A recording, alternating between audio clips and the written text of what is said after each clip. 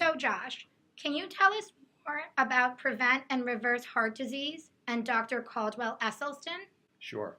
Um, so I had asked friends years ago what I should read, given that my family has this history of heart disease, and they recommended the book Prevent and Reverse Heart Disease by Caldwell Esselstyn.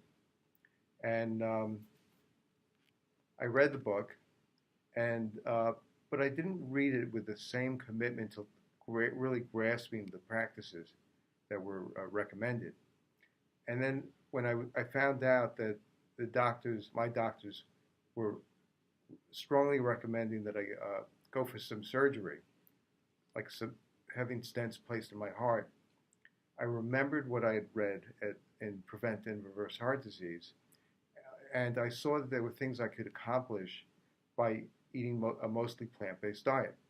Now, the study um, is about work that Esselstyn did starting in 1986. Uh, he works at the Cleveland Clinic. It's a very important, prestigious uh, hospital. And he took on creating a dietary program based on the way people eat around the world, especially in places where there is no heart disease.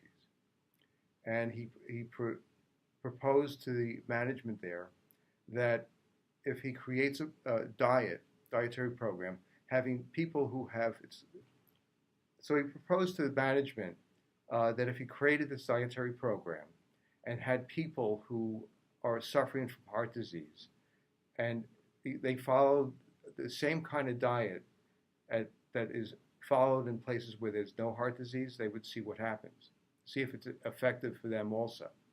And he had word went out to all of his fellow doctors that he was doing this program, and doctors referred patients that they had given up on. Again, this is 1986. And he ended up with 18 patients who had a total of 49 cardiac events before they started the program. Well, today, and that's 1986, so that's, my math is 14 plus 16, so it's 30 years ago.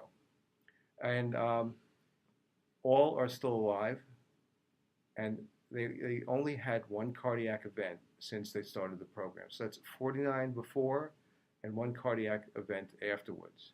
And that really impressed me, especially considering that they wanted to put stents in my heart and I wasn't too thrilled with the idea of having surgery.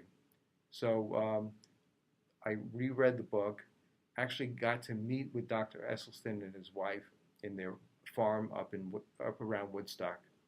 And my results were extraordinary. I lost 17 pounds, went from a size 36 waist to a size 32. My cholesterol levels plummeted, so much so that at one point my cardiologist squealed on the phone when she looked at the results. My good cholesterol, the HDL, had dropped.